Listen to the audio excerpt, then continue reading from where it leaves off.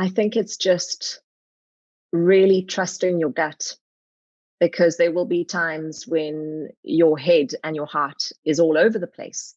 But it's really listening to your gut. And even though it might be the scariest thing you've ever encountered, and everything is screaming at you not to do something or to do something, when you listen to your gut and you really take that time to believe in your intuition and to believe in your essence, you can never, ever go wrong.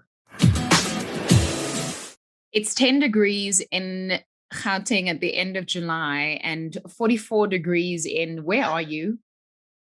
I'm in Athens. I'm on the Athens Riviera in a place called Glyfada. I was going to say hola, but that's not how you say hi in Greek. Bailey, previously our vanilla blonde Schneider, who's now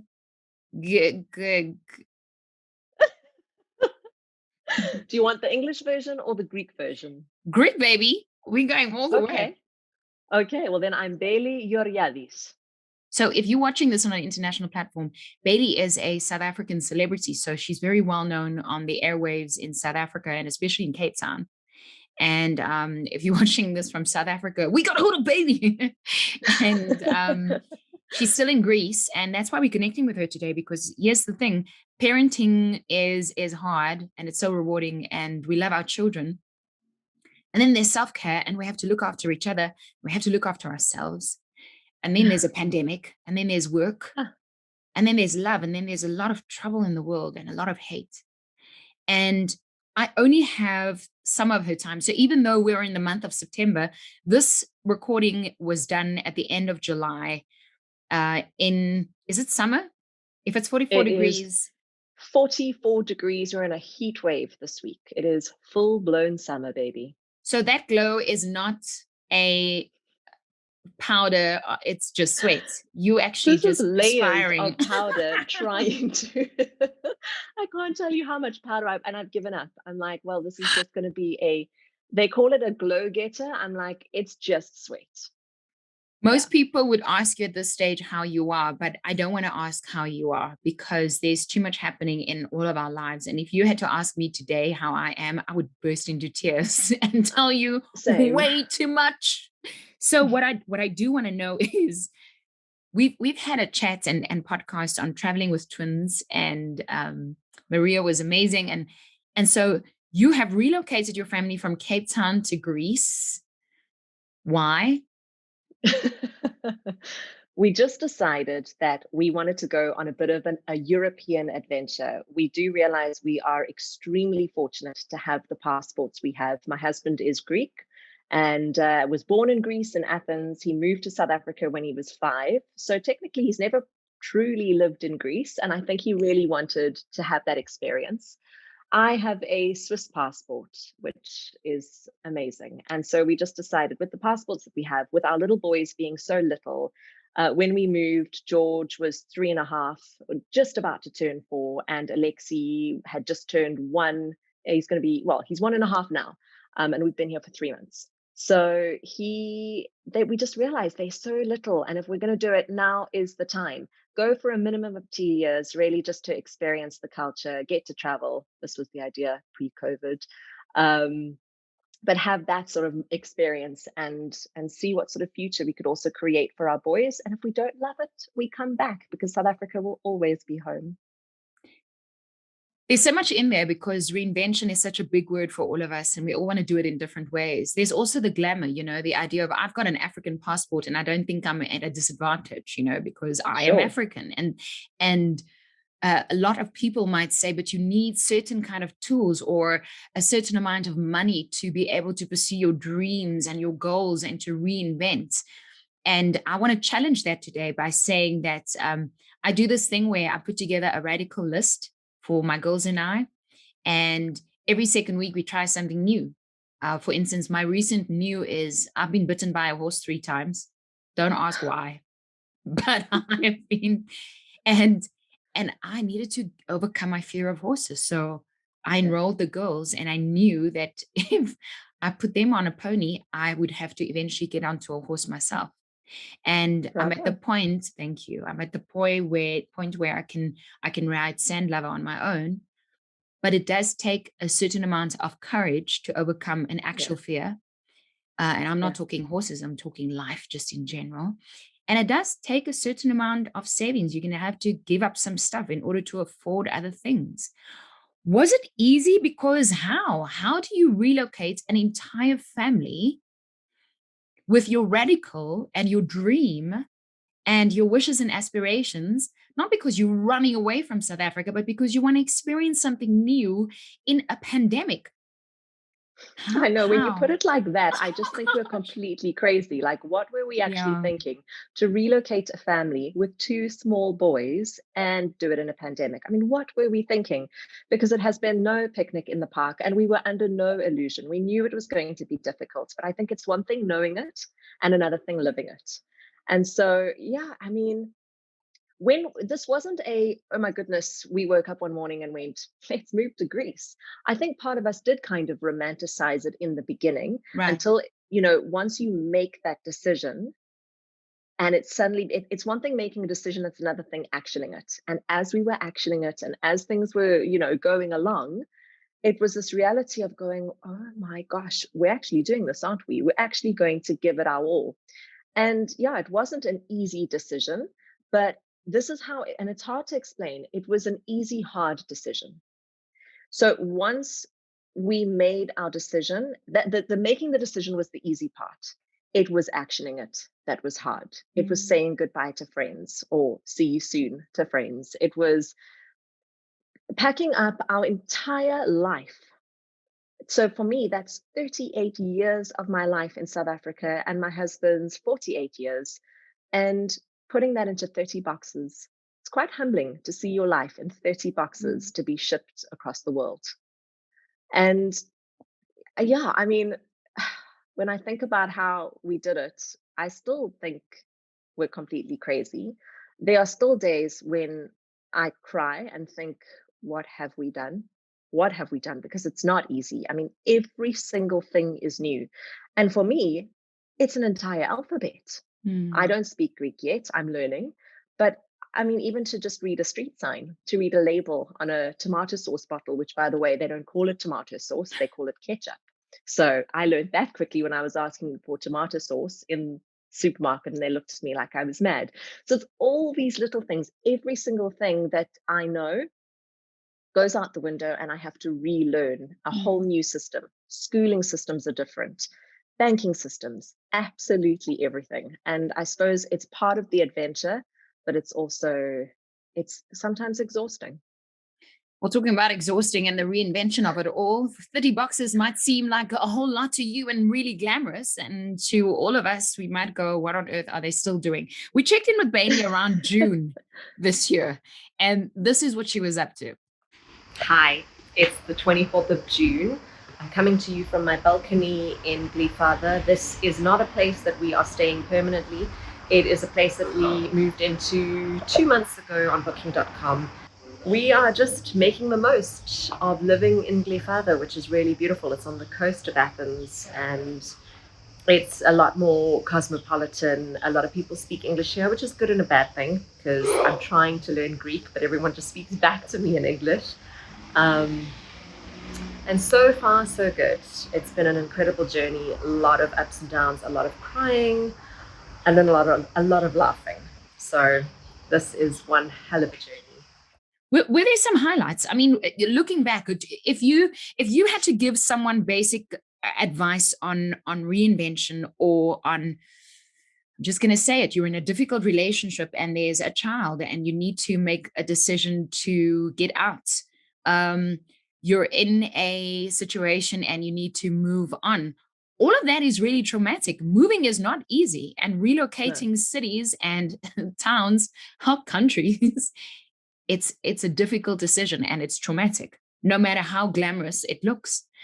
If yeah. there was one thing that was a highlight for you, so a bit of a relief, or even an encouragement that you can give women, mothers who are watching and listening to this podcast, what can you say to them? What's a rewarding thing about taking on this hard, difficult decision of finally doing? I think it's just really trusting your gut, because there will be times when your head and your heart is all over the place. But it's really listening to your gut. And even though it might be the scariest thing you've ever encountered, and everything is screaming at you not to do something or to do something, when you listen to your gut and you really take that time to believe in your intuition and to believe in your essence, you can never, ever go wrong. Well, we listened to Bailey around about end of July and August. This is her. Hi, it's the 12th of July. We have just got back from the most incredible holiday on the island of Zakynthos. It's about a 1.5 hour ferry ride, and it's just really a very special place. It's got the most amazing blue water that I've ever seen in my entire life. That would be George singing in the background. I don't know if you can hear. I've got a whole load of laundry to do, a house to clean. And so I've got to do some ironing, some sweeping, some mopping. So I'm going to just pull my hair up into a bun, put on a good podcast, and get cracking. What was the hardest thing for you to realize as a mom, as part of your reinvention journey, or making a decision to move towns with small children, move countries? I was so concerned that they wouldn't adapt, that they wouldn't adjust. My husband was always speaking Greek at home in South Africa to them. And there would be days when little George would say, "No, Baba, don't speak Greek, speak English." And I would sit going, "Oh dear." But now we've arrived, and now he says to me, "Mommy, stop speaking English, speak Greek." I'm like, "I'm working on that, my boy." So again, I think as adults, we put on these fears because I suppose it comes down to a little bit more life experience, being hurt a little bit more. We're not as brave as we used to be. There are more insecurities, things like that. Whereas small children don't have that yet. And so they are just the zest for life. And let's throw ourselves off a couch and fly like Superman, because they don't know that there could be consequences, or, that's what happens as you get older. And so my children have been my biggest teacher in realizing that I too can go back to being the little girl who can be brave and who can accomplish it and who can really just not let fear step in the way. Not easy. I do not have this all figured out, but seeing my boys and how they find such joy in the small things. And that for me made me realize, goodness, every time I think, oh, woe is me, and I don't have this or the have nots, or whatever the case is, they remind me that you can actually accomplish anything and find joy in the small things. So there's good, and then there's also really bad when it comes to reinvention and trying your best at trying something new, right? Well, there are definitely high highs and low lows. So just so that everyone doesn't see, Greek sunshine and beaches and think that everything is hunky-dory on social media only. A really low low was that we had our car stolen with absolutely everything inside. A lot of stuff that, yes, can be replaced, and a lot of stuff that can't be replaced. That's incredibly sentimental. Sorry. The following day, my husband tested positive for COVID, and thank God has recovered. We are extremely grateful for that. We also a high. So it's a roller coaster, this reinvention and just this journey. We got a phone call from the Greek police to say they have found our car. Oh gosh. I would have said, so excuse me, I don't speak Greek. I Did you say car? I mean, it came as such a huge surprise. It is a little bit damaged, but every single thing was stolen except for probably the most important sentimental item that my husband received from his late dad. Oh, wow. And that was still in the car. So a thief with a heart. Don't you love that? Unbelievable. Like I get emotional thinking about it, because when things are tough, you have to look at what you have and be grateful for what you have, even when it's dark, because there are always pockets of light, and look for those beams of sunshine. as you are our little beam of sunshine on the other side of the world, who we're going to support because you're a mom and you've got responsibilities and you're still South African and I'm very proud of you. I've known you for 100 years and I think you can do anything. One of the things that has also been a huge thing for me is, when I say giving up a career, I didn't give up a career because I have my 20 years of experience and I'm excited to see what I'm going to do in Europe. But I am taking a little bit of a sabbatical because I started broadcasting from the age of 18 and I've done 20 years. And I am extremely, extremely proud of a career that I love with all my heart. It's my first baby. And so to sacrifice that and to hang my headphones up for now was one of the hardest things I've ever done. And I love being a mom. I don't feel like I need to choose between what I love more. I love being a mom. And while it has been really hard and I miss my radio show and I miss doing events and the whole lifestyle that brought, I really love that in this season, I get to spend more time with my boys. And I realize how fortunate that is because not everyone gets that opportunity. And so with that, I am taking it with both hands and squeezing it and giving it the biggest hug and just embracing this season. But it has been really hard to shift from Bailey Schneider, the radio presenter, to Bailey Georgiadis, the mom. And I love both of them. That's what I'm learning. The most beautiful thing that you've said is that is what you're learning at the moment. And you know what? In 2 months' time, it's going to look different. And we're going to follow you on social media and we're going to say, she said it might look different. And look, it does. Yeah. And I want to thank you for being courageous in sharing the good, the journey, and the challenging of reinventing, because I don't think what you're going through is a move. I think what you're going through is a lot of growth. And I think it's wonderful. I saw the most phenomenal quote the other day and I didn't understand it. I've seen it before in the past. And then I saw it again and it just, hit me. In grief is growth and in growth is grief. And it's just so interesting because I thought grieving like, saying goodbye to friends, but actually it's grieving the person that you used to be. And we're constantly changing. We're supposed to. And so it's okay to also be sad when you shed off some layers of people you used to be. And I don't know, it feels like a bit of a butterfly metamorphosis thing. Bailey, if it was easy, we would have all done it. So. Very true. So true.